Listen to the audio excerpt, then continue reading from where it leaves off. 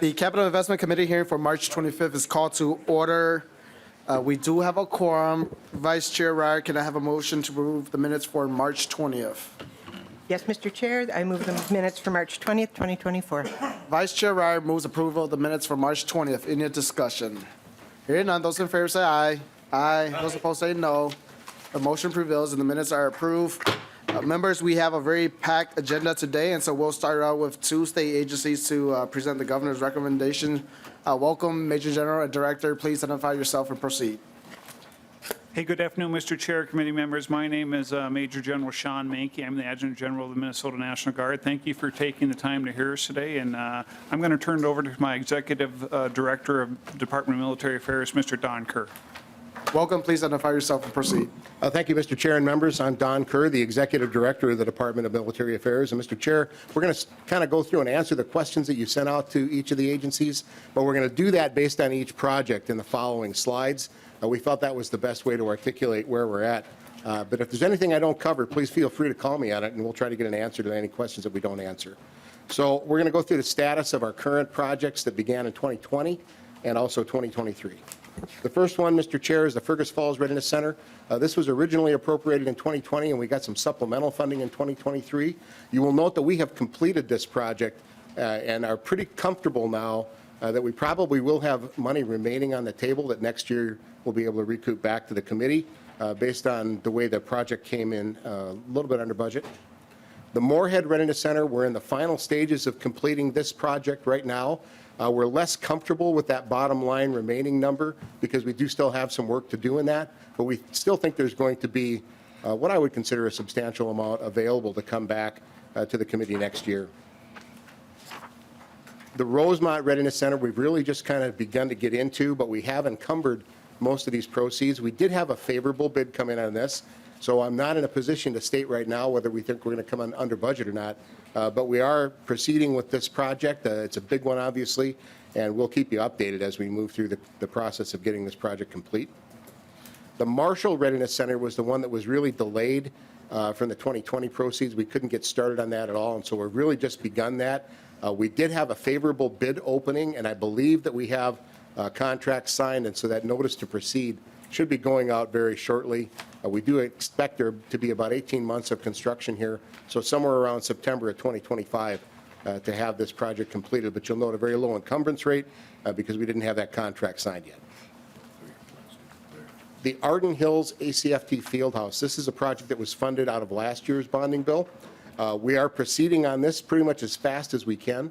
The procedure or the process is with the designer selection board right now, and it has been announced in the state register, and you'll see the closing dates down there in the lower left-hand quadrant. So the proposals from the potential bidders will be due on 4/8. This is for the design of the facility, and a selection for design should be done sometime in mid-June. That will allow them to begin the period to design the facility, and we feel like we're in pretty good shape from a timing perspective of where we're at with that.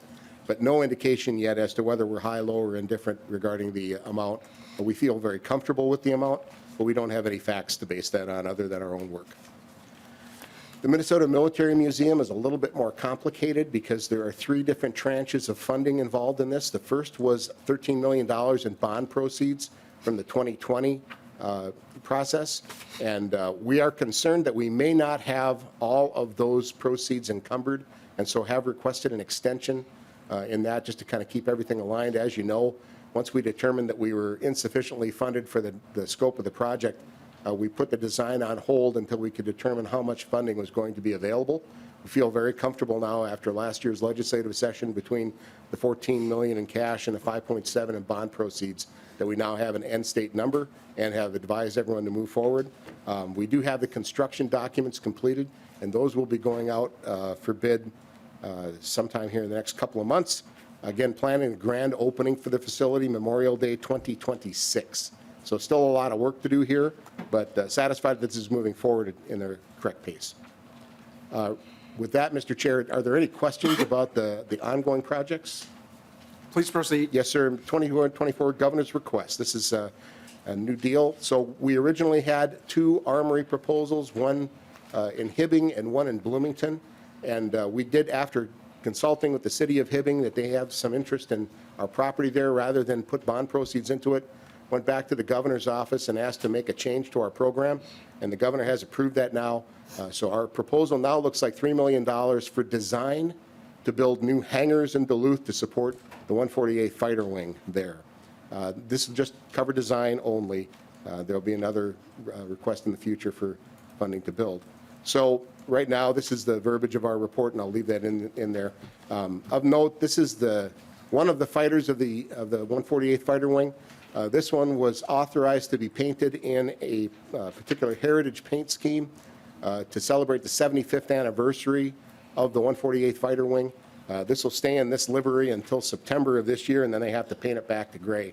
But this was an important milestone. And interestingly, this photograph was taken of our 75th anniversary fighter at the 50th anniversary of the first flight of the F-16. So some of us think about F-16s as being pretty new aircraft, but they're not. Wow. This is the proposal that we're replacing. So right now, there is a series of 3-bay hangars there. You'll see they're in pretty rough shape. These are original steel buildings that were built by the United States Air Force back in the 50s and were moved to their current location and are really inadequate and somewhat dangerous. If you'll notice that center photograph, you'll see there's standing water right underneath the electrical service to the building. And so that can be pretty dicey if you have to go turn the power on or off while you're standing in the puddle. And what we're looking to the future on is not building these for F-16s, but for building these to what is called the Universal Fighter Standard, the United States Air Force. The likelihood of replacing the F-16 at some point in the future, if that happens, will happen with either the F-15EX or the F-35 or a fighter to be named later that has not yet been designed. So we went forward with that in mind to try to posture the wing for selection for one of these future fighters. And this is what we came up with. So this, if you look at the detail on this, and there are slides in your packet, it shows that the F-16 in the center of each of these hangars with the safety overprint for the largest fighter that we're considering. So they will be big enough to support any fighter that the Air Force decides to send there with what we know today, and 3 bays wide. And we are leaving the possibility from a land perspective of potentially seeking for future federal funding in the event that we need more than 3 bays. So the question is, why are we funding this hangar? And the realistic answer is because the Air Force is not in a growth mode. The Air Force has announced publicly that they're divesting of a large number of wings in the United States Air Force, and everybody that has one right now is fighting for their survival. We are at risk of losing the 148th because eventually the Air Force is going to divest of all of their F-16s. The good news is we are currently flying the newest F-16s in the United States Air Force's inventory. So if we went down a path of getting rid of the oldest ones first, we'll be the last ones to divest of our F-16s. I'm not saying that's exactly how that will go, but we're in a pretty good position there. What's significant about that is right now the Minnesota International Guard is Duluth's 7th largest employer. The economic impact of losing the flying mission in Duluth is very substantial, and just in one aspect alone. So right now, the fire response at the Duluth International Airport is provided entirely by the 148th Fighter Wing and paid for by the federal government. If that flying mission goes away, there will no longer be a requirement for us to have a fire department there, and the city of Duluth, the Duluth Airport Commission, or the county will have to figure out how they're going to pay for that. And I can tell you right now, we spend about $3.6 million annually supporting that firefighting mission, to say nothing of an untold millions of dollars of investment in our fire station, which would probably become available but would likely have to be sold, and the ongoing training, multi-million-dollar fire apparatus that are owned by the federal government that support that mission. So we think it's very important that we not lose that flying mission in Duluth because it would be a huge burden to the citizens of Duluth. Mr. Chair, these are some members of the House that visited the 148th last fall. There's another picture of them in front of that beautifully painted fighter. And a gratuitous shot of F-16s flying over the bridge. Mr. Chair, that completes my briefing. Do you have any questions? Thank you, Director. Representative Carroll. Thank you, Chair. You did a great job answering my questions, but let me just elaborate. How long would these new F-16s last, and how many, is your entire inventory made up of these newer F-16s? Director Kerr. Mr. Chair, Representative, yes, the entire inventory in the wing are basically the last F-16 Block 50s that rolled off the assembly line to the United States Air Force. There are other nations flying newer F-16s than the United States Air Force. The service life, they were all built in 1991. So the airplanes they're flying today are 30 years old. How long will they last? It kind of depends on what investments the Air Force makes in service life extension program. We don't think we're in imminent danger. I think that we are probably measuring that danger in decades rather than years. Representative Carroll. I think it's like what I'm trying to do with my car, is extend the life of it. Thank you. See no other question. Thank you, Major General Menke and Director Kerr for coming before us. Thank you, Mr. Chair. Thank you, Mr. Chair. Thank you. Next on the agenda, we have the Minnesota Department of Veterans Affairs.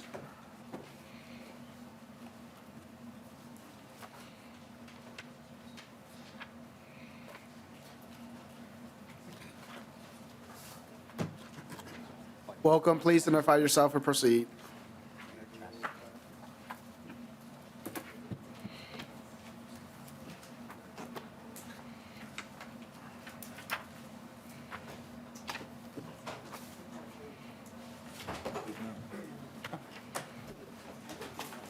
Thank you.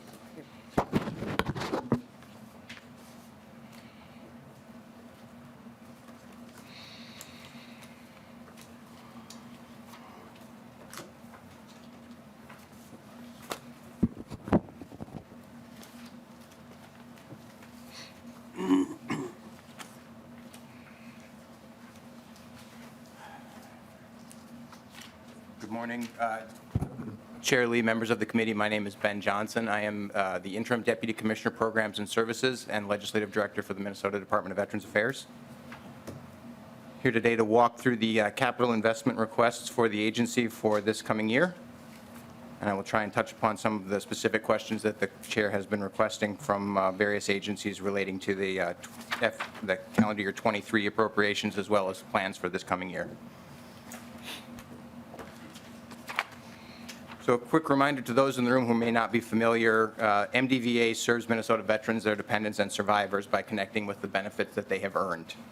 We are serving Minnesota's nearly 300 veterans and their dependents, and of that portion, I think of most importance here today are those nearly 1,000 that we are or will be serving in the state veterans' homes.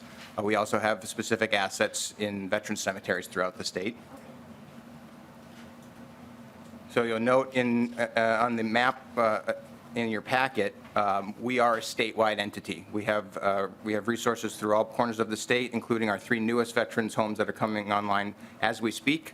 You'll see that top center one, that is Bemidji. Left, just below the star, is Fergus Falls. Below that is Montevideo. That flag just below the Montevideo location is our newest state veteran cemetery. And then down in the right-hand corner, we've got the Preston Cemetery, recognizing Chair David in the audience. Thank you for your support, sir. We are a statewide entity, and as a result, we have an impact in communities throughout the state of Minnesota. And I think that it's important to recognize that in terms of contributions to capital investment needs and asset preservation in particular. So the agency this morning is going to talk about a couple of items in particular: asset preservation and a wholesale renovation of Building 16 at the Minneapolis Veterans Home Campus. And I won't belabor the point here given the 10-minute time frame, but I want to talk specifically about how we as an agency work within the confines of the administration's approach to asset preservation. Again, this will be something that you've seen from other presenters throughout the enterprise. But of critical importance here is this negative impacts on service delivery. That item number 2, I think, is most important in terms of Minnesota veterans homes. The service delivery to Minnesotans in item 2, in this case, is our residents. These are aging veterans living in our state veterans homes, as well as the staff and families who work and visit those locations. Again, as has probably been established for this committee, priorities are established by the agencies. That is, we as an agency have identified the highest need projects within within our campuses and our healthcare system. And then the timing and design of those projects is wholly dependent on need as well as the appropriations assigned through the general fund or bonding process. And that last item, I think, is critical to answering some of the questions posed by the chair over the last couple of months. Encumbrance versus project starts. The biggest challenge we have as an agency is that it is an inconsistent funding source in terms of bonding. So we at all times have a raft of projects that need support, but it is, again, dependent upon how much the legislature is able to support us with.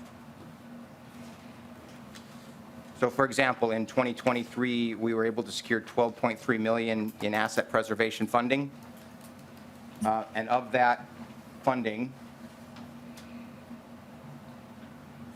we have targeted projects.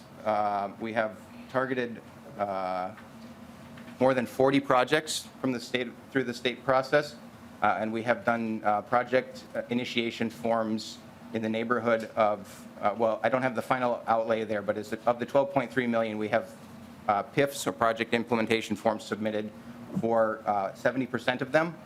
And again, the average cost in there of these core and critical items is anywhere in the neighborhood from $50,000 to $60,000 to as much as we've got at least one project in there with a $154,000 price tag, and that's at Building 2 at the Minneapolis campus. But again, the process is not linear.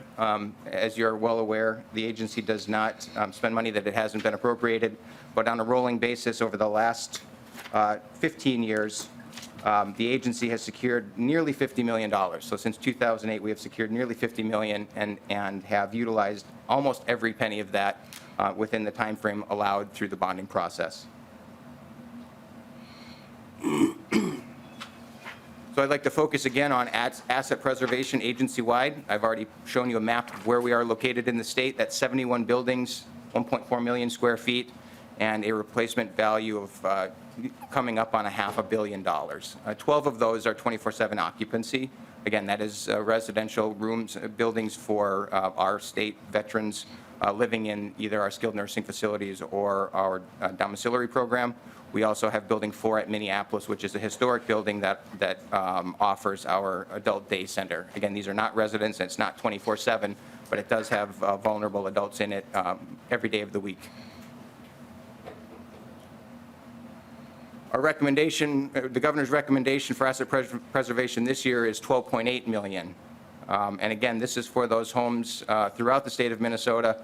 The bulk of these requests would be used for the historic portions of the Minneapolis campus, which some of we were able to show a couple of weeks ago. Again, that campus has been in existence since 1886.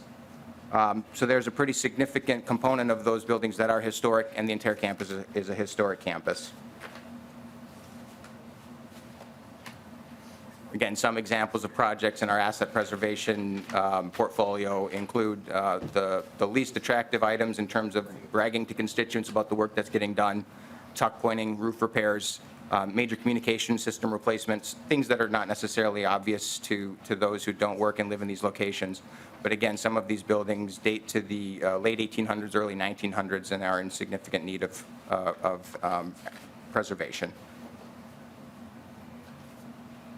And again, some of the details related to this request, we've got $116 million in deferred maintenance throughout the state of Minnesota, and we've identified nearly $57 million that is crisis or poor. So this committee, I know, understands the FCA process, understands how we develop our needs, and then again, we go through and prioritize those that are life safety or mission critical. The second request is a remodel of Building 16 on the Minneapolis Veterans Home campus. This is our DOMS program annex. The primary DOMS program is in Hastings. We also have the capacity to host up to 50 residents at the Minneapolis campus in Building 16. And some additional details. This is, I'll steal a Don Kerr word. This is a gratuitous photo of the damage done to a floor when we had a waste line rupture. What we've done is done evaluations, and the project evaluation process for the HVAC system identified a lot of other significant needs as well. So these are the sorts of things that we're trying to resolve at buildings 16 on the Minneapolis campus. Thank you for the time to present to the committee this morning. Chair Lee, thank you for scheduling the visits to the campuses and throughout the state of Minnesota during your tours. I'm happy to answer any questions. Thank you, Deputy Commissioner. Members, any questions?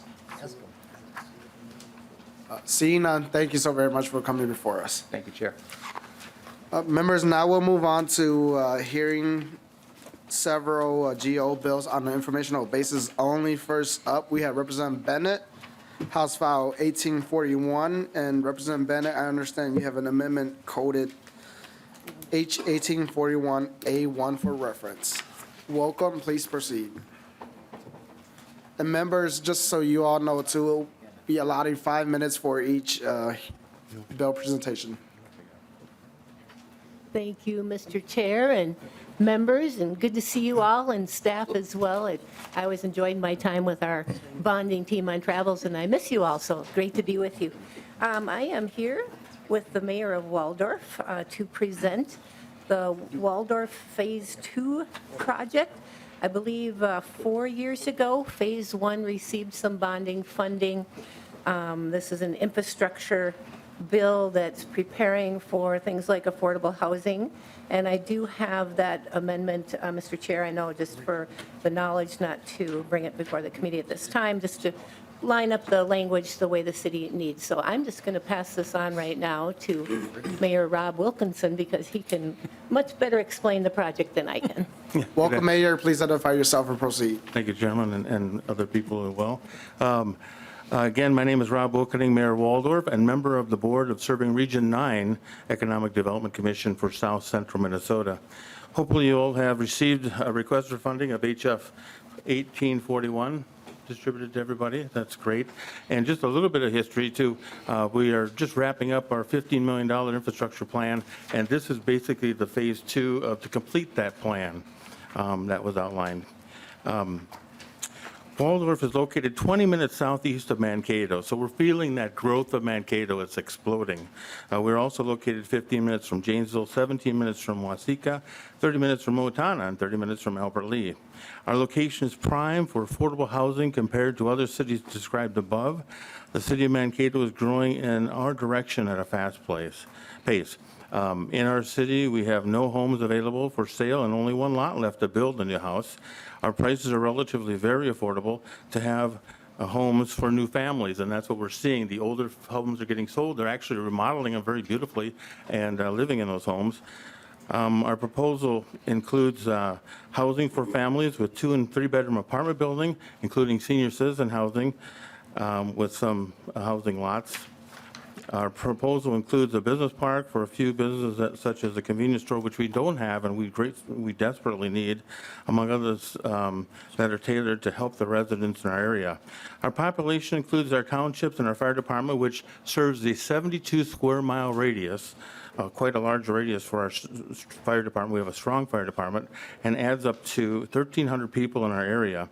In our city, our median home income, our house income is $45,000, and we expect to see that increase as new families move in and they make additional amounts of income, especially the ones that are working from home, because we have high-speed internet in our town.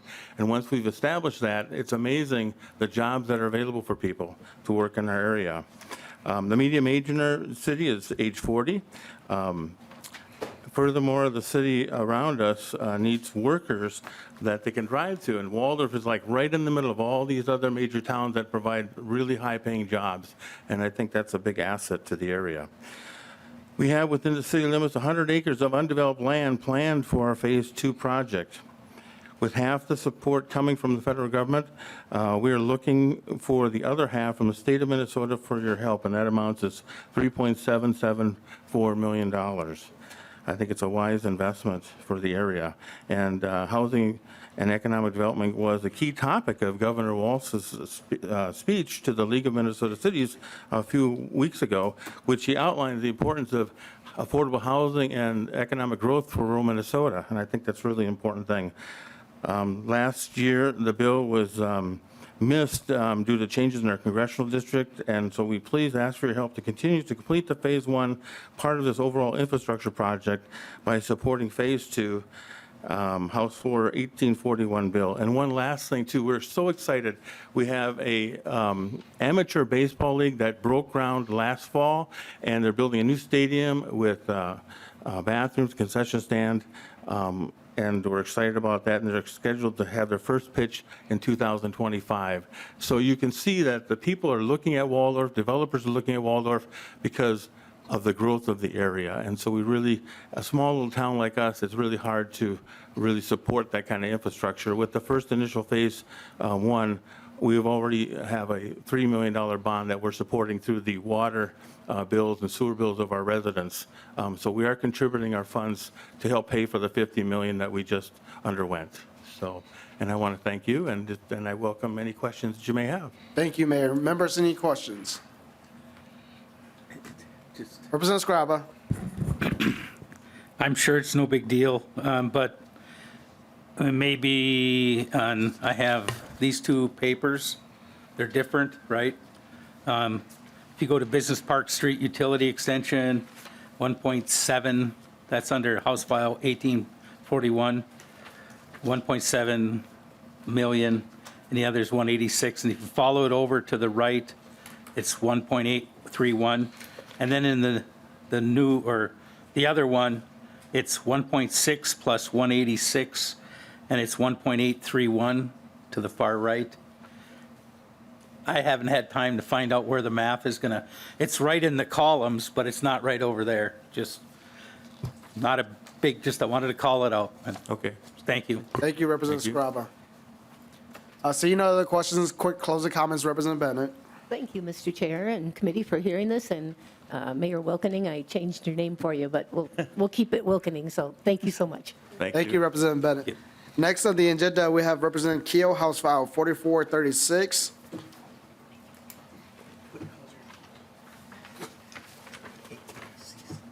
Welcome, Representative Kiel. Please proceed. Thank you, Mr. Chair and committee. I live in the beloved Red River Valley, and flood mitigation is always a conversation, even though it's a bit dry this year. And we didn't even see any snow this morning, just a dusting. So, but I appreciate Chairman and members you hearing this bill, 4436. It will provide $57 million for 7 multipurpose water storage and flood mitigation projects for the Red River Basin. The Red River is a precious area, and I appreciate it, but it is very flat. And if you were up there, and I know many of you were, you can see for miles. And but it has its challenges with preservation. So, and today with me is Robert Sipp, who is the Executive Director of the Red River Watershed Management Board. And so with that, I will let him explain the project. Welcome, Director. Please identify yourself and proceed. Thank you, Mr. Chair. My name is Robert Sipp, and I'm the Executive Director of the Red River Watershed Management Board, which is a joint powers board of 7 watershed districts in the Red River Basin of northwest Minnesota. Thank you for the opportunity to testify today on House File 4436.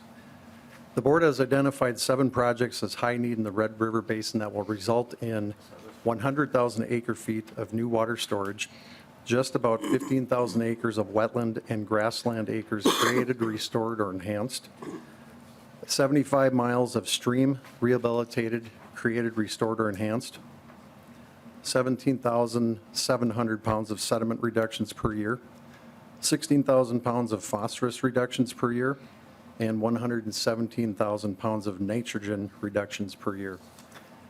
We fund our projects through a variety of sources, but the Flood Hazard Mitigation Program is a critical funding program to local government. The program, managed by the Minnesota DNR, benefits public and private infrastructures in cities, communities, and rural areas statewide. Our projects are included on the DNR's priority list, and we have introduced this bill to highlight the great need in the Red River Basin for these multi-purpose water storage and flood mitigation projects. These projects will move the needle towards meeting local, regional, and statewide water quality habitat, water storage, and flood mitigation goals. These projects will also result in resiliency to climate change impacts and will help preserve social, natural, cultural, and financial capital in northwest Minnesota. Every $1 invested in hazard mitigation saves $6 according to the National Institute of Building Sciences.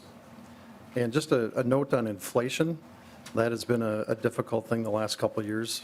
Inflation has decreased in 2024, but the previous 2 years saw inflation for our type of projects at 9.8% in fiscal year 2021, and then 12.3% in fiscal year 2022. Inflation has significantly impacted total project costs, and we need to get these projects to the finish line so that climate impacts to our landscape can be reduced. We also have the local match in place for these projects and are ready to roll with construction. When these projects are completed, it'll be a win for the state of Minnesota and the Red River Basin. With that, I'm happy to answer any questions of the committee, and thank you. Members, any questions? So Director, what does it mean for in the bill, line 1.15 to 1.16, for community grant to remove the city of New Fulton from the 100-year floodplain to the watershed district?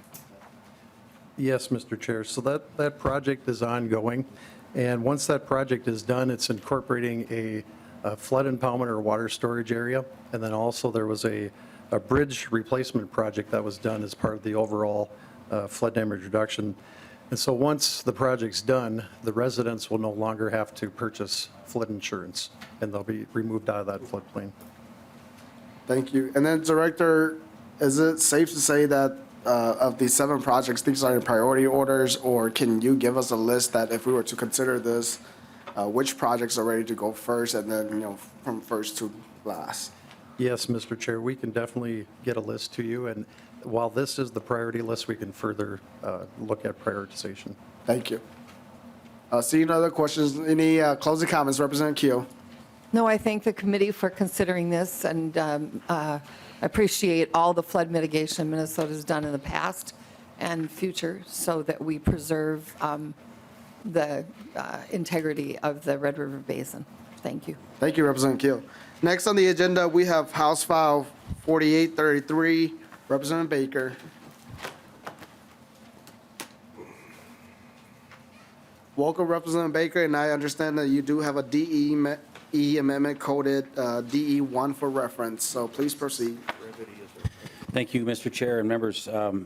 Yes, the DE1 really just modifies the language a tiny bit, but really it shows that we've got a 25% local match, Mr. Chair. We know the money's tight, and when I brought it to the Middle Fork Watershed, they were able to kind of pull this together, so we do have a little bit of a different number, so that's what the DE does, Mr. Chair. Again, to the bill, I guess as amended, Mr. Chair, this is a kind of a real big safety issue for my community in northern Kansas County. This is just outside, or actually inside of the city of New London, which again is a beautiful, small, Mayberry type kind of a community that I am so proud of because they have done so many cool things with that community. And recently what came to me is the dangerous levels of the nitrogen, I think that's the hydrogen sulfide gas that's accumulating and it's coming out in the springtime that is causing a lot of issues there locally. And I recently became aware of this and wanted to bring it to you because I'm very concerned about our health aspects, Mr. Chair. So alongside of me today is our mayor from New London, and I'll have him explain the project. Welcome, Mayor. Please identify yourself and proceed. Hi, my name is John Dahl. I'm the mayor of New London. Mr. Chair and members of the committee, as the mayor of New London, which is a community of about 1,300 population, 15 miles north of the city of Wilmer, for several decades, the residents and business owners in my community have been negatively impacted by hydrogen sulfide gas emissions coming from Lake Monongalia. Without getting too technical, our issues is due to the low oxygen levels in the lake, which allow certain undesirable bacteria to thrive. The bacteria creates hydrogen sulfide, which is one of the byproducts, which is commonly referred to as rotten gas. rotten egg gas, sorry. In the wintertime, when the ice covers the entire lake, this gas is unable to be escape into the air so that it becomes more concentrated in the water. Over the winter months, then when spring arrives and thaws the ice, and the water starts flowing over the New London Dam, it releases the harmful hydrogen sulfide gas into the air, which in significant concentrations, depending on that year, the gas cloud can blanket the whole community for several weeks in the spring. For several decades, past and present community leaders have sought help in addressing this issue. 20 years ago, the city worked with the MPCA and the University of Minnesota and the DNR to do a major study of this issue. The study documented the gas concentrations up to 133 times the state allowed for safe standards.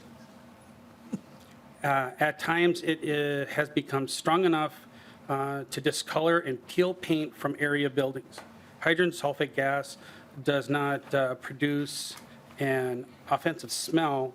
Prolonging exposure to it can also cause respiratory issues, headaches, and neurological damage. 20 years ago, the DNR tried to add oxygen to the lake using traditional aeration to address the issue. But those aerations were not effective, and those efforts were discontinued for many years. We resigned ourselves to enduring the hydrogen sulfide emissions because they were no visible options available to address this persistent issue. That is until the Middle Fork Crow River District informed us of a new solution called nanobubble technology, which has shown documentary positive results with addressing issues like the ones we're facing in our community. The handouts provided to you will explain the nanobubbles, how they work. They will succeed in traditional aeration methods where they fail. The Watershed District has helped facilitate ongoing discussions about nanobubble technology with stakeholders such as the DNR, the Minnesota Board of Water, Soil Resources, the MPCA, Federal EPA, University of Minnesota, and County County. They are now at the point where only the lack of significant funding is holding us back from addressing our ongoing air quality issues. When we met with Representative Baker in January and shared about the dangerous levels of the H2S in our community, he quickly drafted the bill that we're considering today. We recently learned about more negative health impacts of the gas releasing, which added a new urgency to the situation. To put it bluntly, we need your help.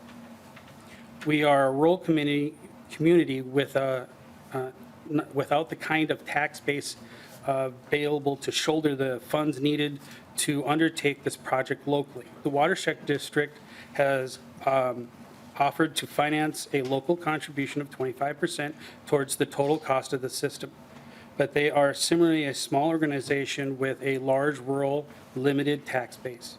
Because of these financial limitations, for the sake of the health and safety and the welfare of those living and working in the city of New London, I humbly ask the committee for their help in solving our ongoing air quality issues at long last. Thank you, Mr. Chairman, and thank you, committee, for your time and consideration today. Thank you, Mayor. Representative Erdahl. Thank you, Mr. Chair. And I'd just like to comment briefly that New London is a very, very picturesque small town, very dependent on tourism in the summer. And it's pretty hard to have tourists come into town if the town stinks. So, and I actually, full disclosure, taught in New London for 35 years. Mayor Dahl, how long have you lived in the New London Spicer area? Most of my life. Who was your favorite 7th grade history teacher? I have to say you. Thank you. So maybe a question for you, Representative Baker. Can you just double check this with the PFA and MMB to make sure that the technology is bondable Yes. cost for us so that we could consider this as we move forward? We will do that. We did ask that question to the manufacturers when we had a meeting with them, but we will double check and make sure that that is an accurate statement. So thank you very much. Seeing no other, Representative Carroll. Thank you, Chair. Representative Baker, how long has this technology been around? We have answered that before. I wasn't paying attention. You know what, Mr. Mayor, do you know that question? I believe it's been around for a little more than 7 years, and it's been the company that had groundbreak did this technology has won awards worldwide, and their biggest accomplishment was a community outside of Los Angeles that had the exact same problem as we did, but not at the same levels we did. Theirs were much lower, and they cleared it up in a very quick manner, relatively speaking. They actually had to evacuate their town residents and pay for hotel costs. We haven't gotten to that point, but it's something that they took on and did. Representative Carroll. Thank you, Mr. Chair. So it sounds like this is a proven technology? Mayor Dahl. Yes, it's been a proven technology. Thank you. Quick closing comments, Representative Baker. Real quick, Mr. Chair, again, we knew that we had this issue with the big stink back in 2002, but the technology's only been around for the last 5 to 7 years, is what I recall now. So we are certainly asking for this help. Again, we brought everything we could to this thing to try to make it as tight as we could. I will double check on that to make sure for verification. Thank you, Mr. Chairman. Thank you, Representative Baker. Thank you. 1 second here. Representative Dahl. Thank you, Mr. Chair. I take a little offense to the big stink until 2002. That's when I left. That wasn't intended, but maybe it's a coincidence. I don't know. Next on the agenda, we have Representative Davids, House File 4906. Welcome, Representative Davids. Please proceed.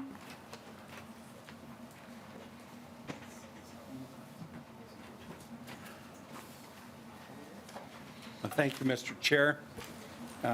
This bill has to do with the historic Forestville Bridge project. The bridge needs to be renovated and basically put back. The abutments are shot, and what it does, we're asking for $1.993 million, and the bridge crosses the Root River, and if you don't walk across the bridge, you have to go 10 miles to get to the other side. So it would become a walking bridge. We need it for safety. It had failed inspection, and it's been closed to vehicles. So I have Mr. David Kelleher with me, and I have the park manager with me. I'd like to turn it over to Mr. Kelleher. And if you'll notice, members, on the top there, you got the Minnesota Historic Society, DNR, and Fillmore County all support this project and are working together on it. Director Kelleher, welcome. Please identify yourself and proceed. Thank you, Mr. Chair, members of the committee. I'm David Kelleher from the Minnesota Historical Society, and thank you, Representative Davids, for introducing the bill. And I just want to emphasize what Representative Davids just mentioned, that this is a partnership between Fillmore County, which currently owns the bridge, and the Department of Natural Resources, which operates the state park, Forestville Mystery Cave State Park, and the Minnesota Historical Society, which operates Historic Forestville Historic Site. And you can't get there from here without this bridge. It's the key connection, and as Representative David said, it's a safety matter, not only because we don't want this really important historic bridge to fall into the Root River, but we don't want to have a medical emergency for one of our visitors or a park visitor and have emergency services not be able to cross the bridge. So we would appreciate the support for this project.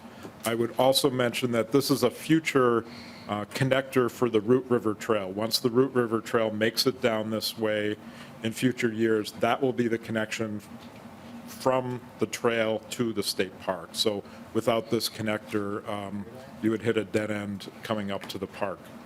And I'll ask Matt, the Historic Site Manager, if he has anything to add. Welcome. Please identify yourself and proceed. Matt Idem, I'm the manager of Historic Forestville, which is located within Forestville Mystery Cave State Park.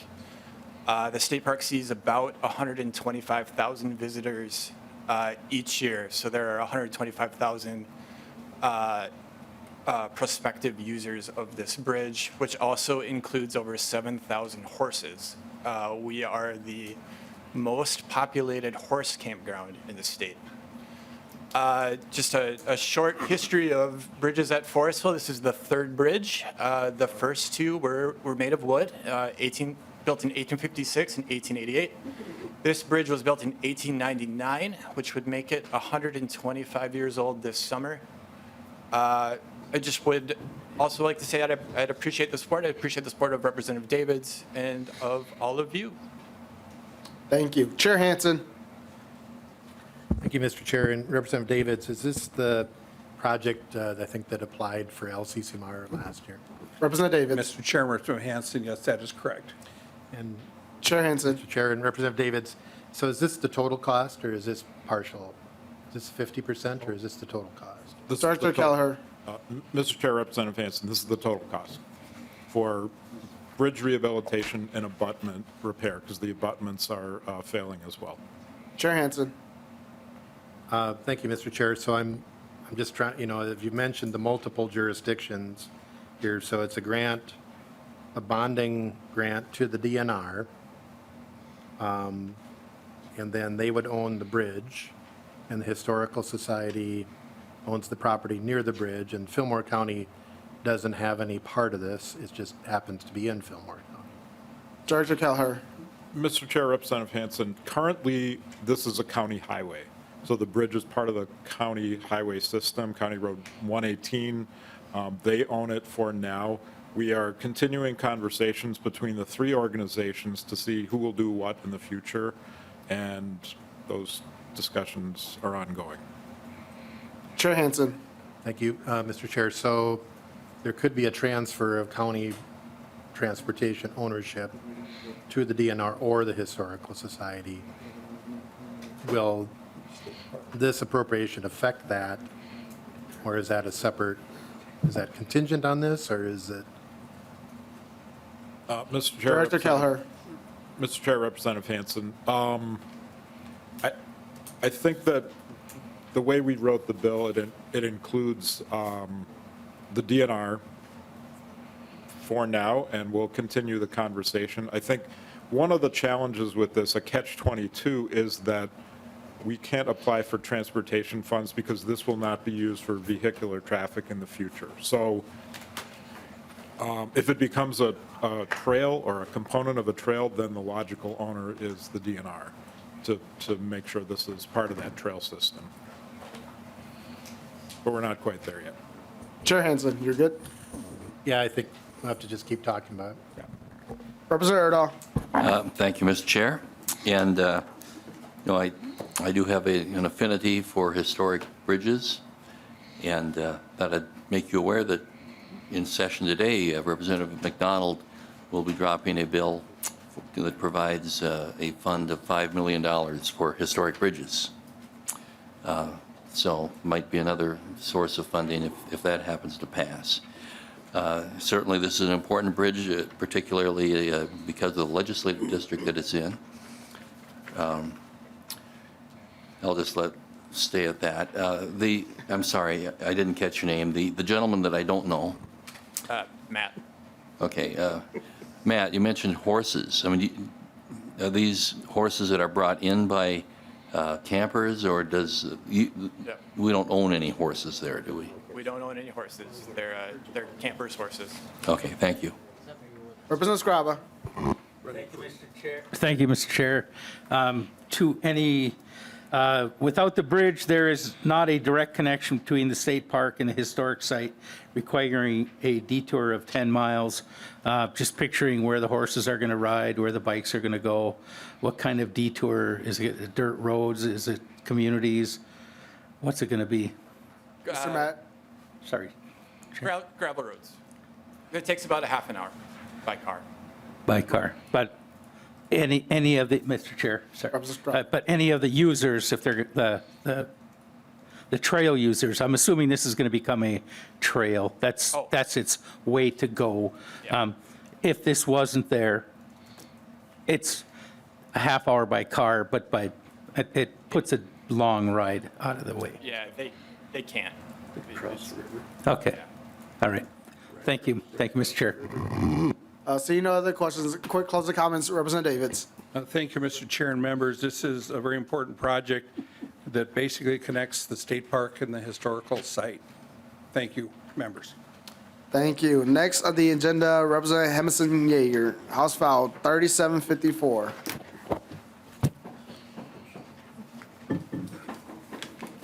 Welcome, please proceed. Good afternoon. Thanks for your attention today. I am here for House File 3754. Basically, it's a $10 million ask for the City of Woodbury's South Shop. Woodbury is a rapidly growing community, and as such, we have an increased demand for public services. This is also putting a strain on our existing facilities. What is most exciting about this is how much I appreciate the collaboration between our Washington County Commissioners and our City of Woodbury working together on this.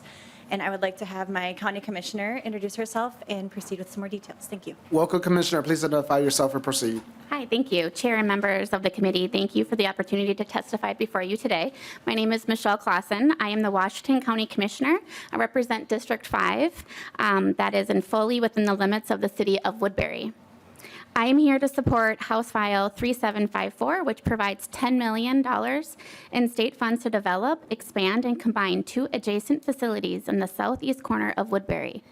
The Washington County Public Works Building, also known as the South Shop, that was built in 1978, and the Environmental Center that was built in 2007.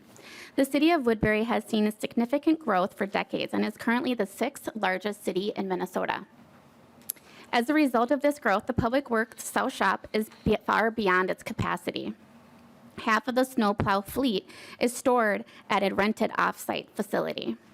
Conditions such as these will only worsen as the City of Woodbury continues to grow, and I had heard that it's at 115,000 possibility coming in the next 5 years. This project involves our multi-purpose public service campus. It leverages a public and private partnership with Xcel Energy, as they have a new substation on this campus to accommodate the recent growth in Woodbury. Additionally, it is a potential site for a new water tower, which will ensure efficient and clean water delivery. Furthermore, with the expansion of the existing environmental center, there is an opportunity to receive, store, and process community yard waste. The proposed project will improve county operations and will allow the county and the city to meet the needs of this very beautiful community. The potential multi-purpose campus will have a profound regional impact. Roadways can be more efficiently maintained and improved our regional transportation system. This campus will maintain the future Metro Gold Line BRT operations through its agreement with Metro Transit. Thank you for your time and consideration. I encourage the committee to support growing communities in the East Metro. Thank you, Commissioner. Members, any questions? Seeing none, any closing comments, Representative? I just want to again say thank you very much for the attention. I will again reiterate that I really appreciate the regional approach to this, looking at Gold Line Authority in there, Xcel, the new water tower site, environmental center. It really is indicative, I think, of Woodbury becoming a regional leader. So I again appreciate your attention. Thanks. Thank you, Representative Hemmingsen-Jaeger. Next on the agenda, House File 3759, Chair Howard.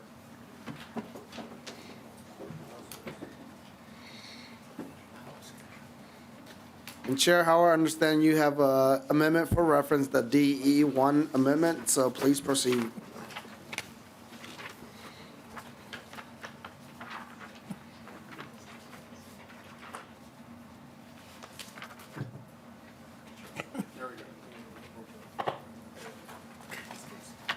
Thank you, Chair Lee. Yes, I do have a DE1 to get the bill in the shape that we prefer. Please proceed. Thank you, Chair Lee.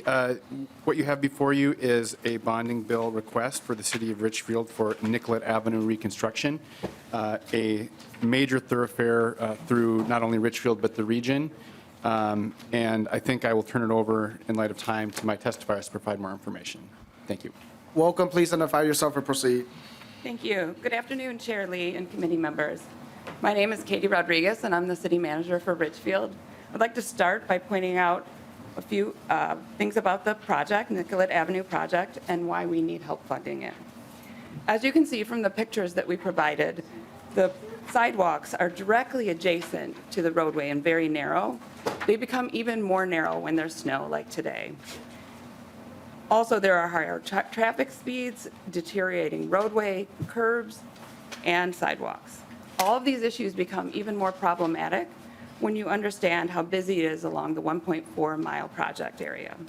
There are 2 schools, including Holy Angels, 3 churches, 13 small businesses, more than 100 residential properties, a Hennepin County library, the Richfield Community Center, with a very popular all-inclusive playground, and Richfield High School is just 4 blocks to the west. Nicollet Avenue is the most dangerous road in Richfield, yet more than 850 pedestrian and cyclists cross each day. Nicollet Avenue serves as a key regional connection between Bloomington and downtown Minneapolis. Traffic along the corridor is primarily regional and pass-through. Only 10% of vehicle trips are local. Now, why are we here asking for funding for this project? Richfield is tapped out when it comes to regional transportation projects. We have invested a lot in our local roads, and we wouldn't be here today if that's all we had to fund. It is the regional roadway projects that we are increasingly funding at higher levels, and that is breaking the bank. In the last 20 years, Richfield has contributed $42 million to state and county road projects. That was over half of our total spending on transportation, even though state and county roads make up only a little over a quarter of the roadway in and around Richfield. For example, had MnDOT not secured federal funding for the 494 project, Richfield's local cost share was estimated to be $20 million. That's 11 times our local MSA budget, our annual budget. Of course, we are thrilled that these projects are getting done, and we've tried to be good partners. The planned investments to Nicollet Avenue will make this important corridor safer and more effective for all modes. However, it isn't fair to our taxpayers to continually fund larger and larger proportions of these regional projects. We need some help. Thank you, and City Engineer Joe Powers and I are available for questions. Thank you. Members, Representative Scriba. Thank you, Mr. Chair. Thank you, Rep. Howard. Not being from this area, City Manager Rodriguez, does the Met Council help you guys at all anywhere in this? Not for transportation projects like this, no. Representative Scriba. Thank you, Mr. Chair.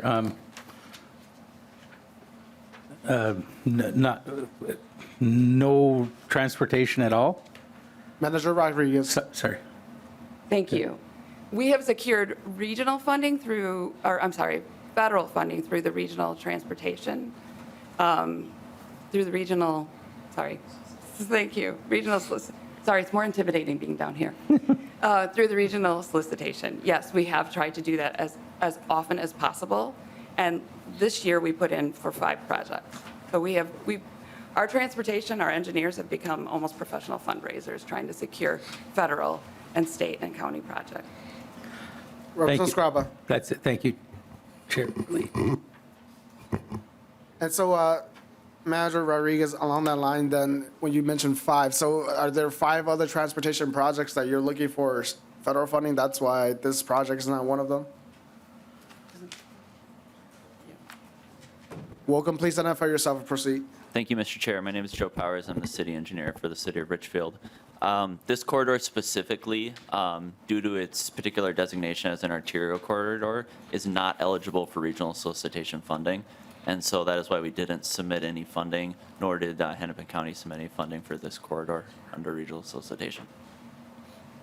Then the county or the city is left to consider this for themselves then? Is that the case, Mr. Powers? Yes, that's correct. And then just to the language real quickly before we move on. So is this a grant to the city of Richfield or Hennepin County? To the city of Richfield. City of Richfield, okay. Thank you very much. Closing comments, Chair Howard? Chair Lee, members, thank you for the opportunity to present this important bill and look forward to discussion as we proceed. Thank you. Next on the agenda, we have House File 4736, Representative Clardy.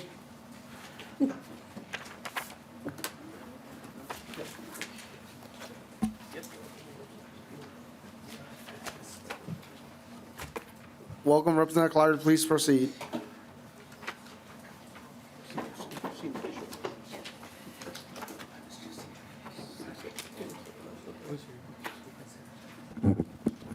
All righty, thank you. Thank you, Chair Lee and committee for seeing this bill today. So last year, this committee provided $2 million in design fund for this exciting project that I'm going to tell you about. So thank you for the support from last year. House File 4736 before you today builds on the design that was funded by you. So we're seeking $10 million in appropriation to Dakota County, and it'll be matched fully by Dakota County. That $10 million will be fully matched.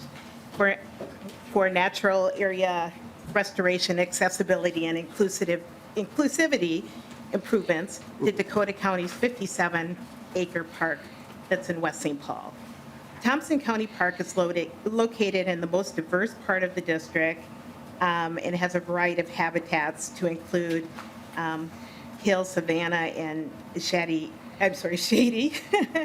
woodlands. So it's about 11 minutes from the capital, and it's a natural oasis in this urban area that welcomes visitors to the beautiful Thompson Lake, surrounded by scenic trails and an accessible playground. It's an exciting destination for people throughout the region. This request, which I would like to emphasize again, is matched in the equal amount by the county funding and would allow for accessibility to the natural area improvement and to the park in Dakota County. And I'd like to introduce, where are you? There you go. I'd like to introduce Dakota County Commissioner and Board Chair, Joe Atkins, and he'll walk you through the project. Welcome back to the House, Commissioner. Please identify yourself and proceed. Thank you, Mr. Chairman. It's good to be home. Spent a lot of time in this committee room. My name is Joe Atkins. I am the chair of the Dakota County Board. I know some of the key things you're going to want to hear. One is that this is our #1 priority as far as parks and accessibility goes, Mr. Chairman, and it is 100% matched by Dakota County. That's already been approved. This will become our most inclusive, our most accessible park in our entire Dakota County system. I would argue that it will be the most inclusive and accessible park in Minnesota. We're just verifying that as we go. There's over 1 million people who live within 5 miles of this park. The key components that you should be aware of, first off, is we've got a lovely building there. It's the Thompson Center, the Dakota Lodge. Like I said, lovely building, but terribly inaccessible. It's available privately for rent. It's got the senior citizens group that from ISD 197 that has access to it.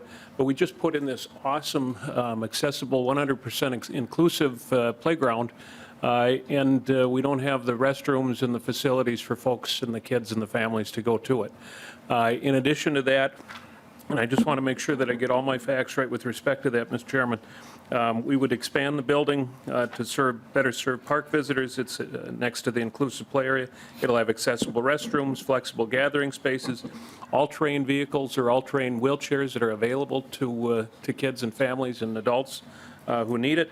That's not all that we're talking about with respect to accessibility, Mr. Chairman and members. We've also got an accessible pollinator promenade, sensory garden and stream restoration, 100% ADA accessible with a trail that runs through it, an accessible paddle launch, accessible ADA approved or ADA accessible natural surface trail connected to our river-to-river greenway, which connects all the way from Representative Hansen's district through West St. Paul over to Mendota Heights to Representative Ryer's district. And we'd like to give folks access to that.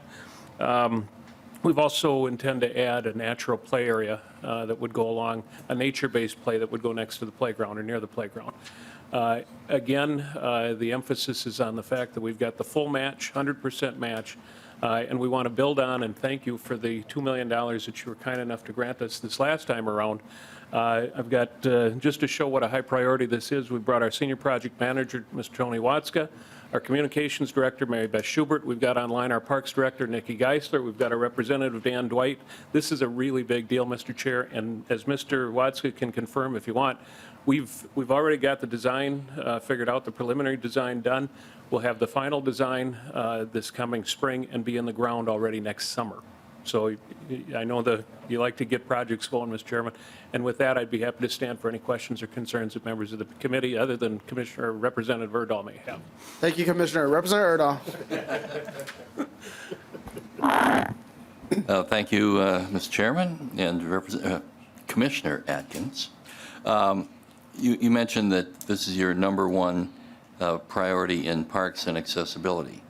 Now, is that number one of all your projects, or do you have other number ones in other areas? Commissioner. Thank you, Mr. Chairman, and thank you, Representative Erdahl. By the way, thank you for your service. It was a real pleasure and honor to serve with you when we were here together. We'll have a cheeseburger to celebrate. We will have. You can tell who the old timers are because there's an inside joke there. Thank you for the question. It is our number one parks and accessibility project. Our number one priority as far as road projects, I-35 and County Road 50. Those are the two that have been identified as top priorities for us. We've got several others that are important projects, but these are the ones that have been identified at the top of our list.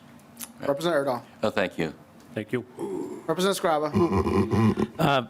Chair Lee, Commissioner, Representative, I've used this park a couple of different times, walking my dog. Recently, I went across 52 and whatever the other road is to get down to the river, the dog park down below, and came back, and I saw a lot of trails that are dirt. And I don't know if this project, the 10 million, has anything to do with trail advancement or anything. I think what you have is really good. I mean, I'm impressed with it, and I start in the morning when no one's there, and then I come back and I'm like, where all these people come from? But it's a very well-used park the times I've been there. But I'm just curious if you're going to use any trail development other than real close where again, lots of kids playing on that playground and by the parking lot. I'm assuming that's where that pollinator thing or wherever that's going. So thank you, Mr. Chair. Commissioner Atkins. Mr. Chairman and Representative Scriba, first off, I commend you for using, if you're going all the way down to the dog park, you're a hell of a hiker. Because it's about an 8% grade coming up all the way from the river from that dog park and up. Coming back, I felt it. Going down is one thing, coming back is another. Exactly. The short answer is yes, some of those will be paved in an ADA accessible fashion. Others will remain as a natural surface. And then the pollinator promenade in particular will have a natural surface trail that will also be accessible. Representative Scriba. That's all. Thank you, Chair Lee. Thanks for the question. See no other questions. Closing comments. Representative Clardy. Thank you for consideration of this bill. Accessibility is just like growing as our baby boomers are growing too. So thank you for considering this park and the regional importance. Thank you, Representative Clardy. Next on the agenda is our last bill for the day, House File 3710, Representative Edelson. And Representative Edelson, I understand you have a amendment coded A1 for reference, so please proceed. Thank you, Mr. Chair. I do. The A1, sorry, Mr. You got, oh, there, sorry. Okay, so the A1 just expands, so to a municipal campus, which would, depending on the name of what we call the fire station, would just be inclusive of that. So thank you. Please proceed. Thank you, Mr. Chair and members. So House Bill 3710 is a bonding request for $5.3 million that for a busy intersection or interchange of Highway 100 and 50th and Vernon. This is one of the most used interchanges in Edina. And I'll let the mayor kind of talk about the numbers of people that approximately use this one, as well as 62, and then we have 494. Those are our three heaviest traveled intersections. So the project aims to improve safety for all users, improve Highway 100 access points, new ADA compliant pedestrian ramps. Right now, they're too narrow. It improves safety operations. It will limit construction impacts to the public. It would also, if you look in your packets, you should have this handout here. You will see that the fire station, we are going to be placing a fire station here. I just want to note for the regional implications of this project, the Edina Fire Station, of the 6,000 calls for mutual aid, 867 of them were for mutual aid calls. The total cost of the proposed project is estimated to be $21.3 million. And partners on this project include Hennepin County and MnDOT, which our city has been working in close coordination with. Again, so the bonding request before you is for $5.3 million. And with that, Mr. Chair, I would like to go to my mayor, Edina, Mayor Jim Hofland. Welcome, Mayor. Please identify yourself and proceed. Yeah, thank you, Mr. Chair. Chair Lee, Jim Hovland, Mayor of Edina, Minnesota. Nice to be with all of you as well. And so this project started with Hennepin County.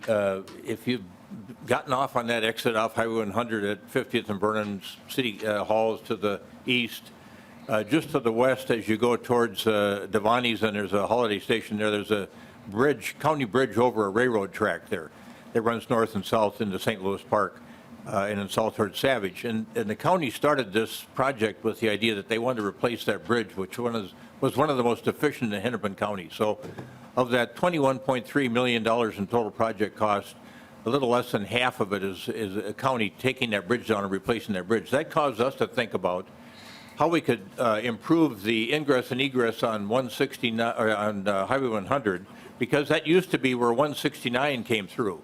So that's why we've got 6 entrances and exits on and off Highway 100 there. So we've got the county involved. We'd like to have the state involved. We've got the federal government involved with some of the funding, plus local funding. So it's an interesting combination of potential state bonding money, county money, also federal money, and then local match money that we're doing. We've got 91% of the people that come into Edina every day to work are commuting into the city. And it's roughly about 41,000 people a day. So when people get off at Highway 100 and 50th in Vernon, about 15,000 are going west and about 20,000 going east a day. So there's a significant amount of not just regional traffic, but traffic coming in from all over the metropolitan area and from all over the state, frankly. So with this trunk highway and these improvements that we want to make, which would also allow pedestrians to get safely across Highway 100 and be more connected between east and west Edina, we think it's a terrific opportunity. And then once we clean up all of this kind of little mini spaghetti junction activity at 100 and 50th, it'll create enough room for us to work with MnDOT to expand our city campus there. You know where the city hall is. If we can expand the campus a little bit to the east towards Highway 100, there's quite a bit of land in there where we think we could put in a 3rd fire station. So, you know, in a fully developed town, nothing's easy. And so you're looking for spaces you can do things, and this would give us an opportunity to work with MnDOT then to clear that whole area up, make better ingress and egress off Highway 100, make it all safer, allow us to get pedestrians and bicyclists safely back and forth across Highway 100, and do a really significant piece of work there, and then possibly have enough room for that fire station that we want to build to serve northeast Edina. So love to have you as a partner, along with the county, along with the federal government, along with our local funding sources, and we've asked for $5.3 million in bonding requests for this project, and hope that you will see the wisdom of all of that. Thank you, Mr. Thank Chair. you, Mayor. Members, any questions? Seeing none, any closing comments, Representative Edelson. Thank you, Mr. Chair, thank you and all to the members for your consideration for this project. Thank you. Thank you both. Mr. Chair, and thank you, members. Members, our next meeting is on Wednesday, March 27th, and on the agenda is more hearing of GO bills on an informational basis. With that, this meeting is adjourned.